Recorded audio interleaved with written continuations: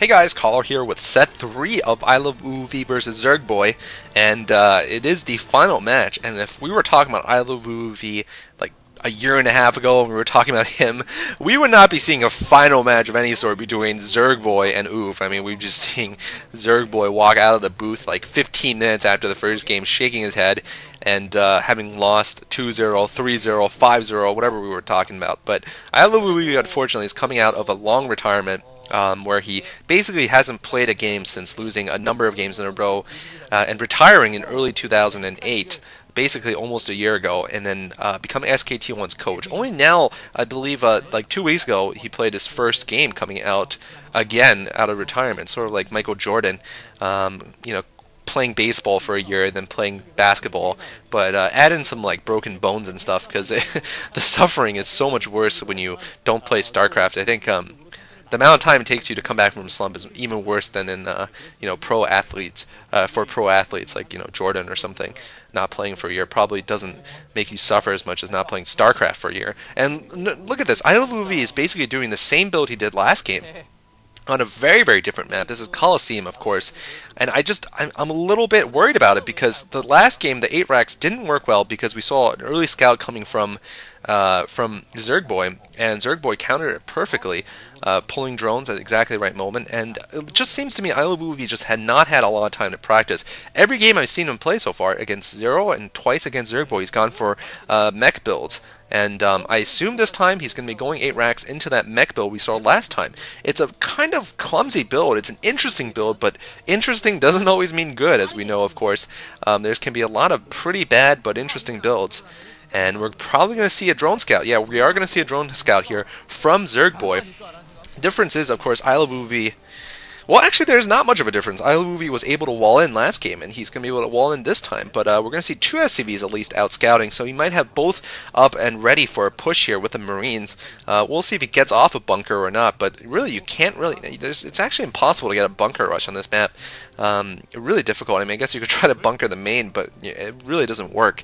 So I'm very, very curious at why he's doing this 8 racks build. I really think the only plausible explanation is that he's so fresh out of retirement that he just hasn't had a chance to practice his macro, his standard game against Zerg. So he really has to go for a gotcha build here and try to win that way. Here comes Zergboy. He's scouted with his drone. It wasn't even a particularly early scout, although he was lucky he got it in the right direction. And now he's pulled a lot of drones. There is no way Iloveoov is going to be able to, really succeed with this rush, and he's going to be far behind once again, like he was last game. And I hope he doesn't go for that weird build again. I think it's pretty easy to counter. And oh no, this time the drones are even going to pick off the Marines. Although one drone does go down. Looks like a decent micro from Iloveoov. I take it back. No Marines going down. In fact, killing one drone still is not going to make a big difference. And the Overlord was set in the right direction. He might even get into the base, although it looks like Zergboy stopped moving it, so it looks like he won't. But Zergboy might be prepared for this mech build regardless, because he saw it last game, and he's seen it every game that Iloveoov has played so far. So, if Iloveoov really want to throw him off, he should go for a fast expand and then play a standard game, and then maybe Zergboy would go for a Hydra's Den and then have it be completely wasted when Iloveoov moved out with a large group of medic Marines 10 minutes later. But this time, unfortunately, I think Zergboy is going to be ahead just by look at this. He's building a sunken colony already, or trying to build one in preparation for this non-standard build here. Iloveoov floating a factory out. He's going to try to put it in a hidden location, maybe a proxy location. And Zergboy, this is going to be very smart. He's bringing a couple of Zerglings forward. And for those of you who don't play Zerg versus Terran a lot, he's doing that partially to see how many Marines are behind the barracks. If you can't send an Overlord scout through, you send Zerglings through and you see how many Marines are attacking. If you see only 3 or 4, you know that most likely the Terran isn't pushing that hard with the Marines. Actually, if you see 4, you might be fooled, but Zergboy might be fooled. I mean, we don't see the early Hydra Den this time. This time he doesn't have a scout in the base. I guess last game he did see the gas going up, by the way. I was wondering if he saw the gas going up, and he did, because he put down the early Den and the early sunken.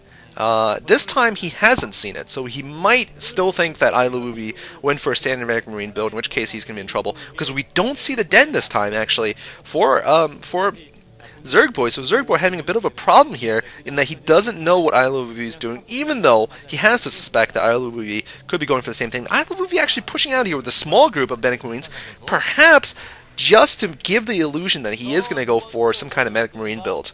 And this illusion could pay off in spades, because if Zergboy doesn't have a Den down, he's not going to be able to cope very well with a Wraith Harass. And we are going to see the Wraith Harass. Boy, Zero is really hedging his bets here. He really... Oh no! But Zero sneaks a Zergling through!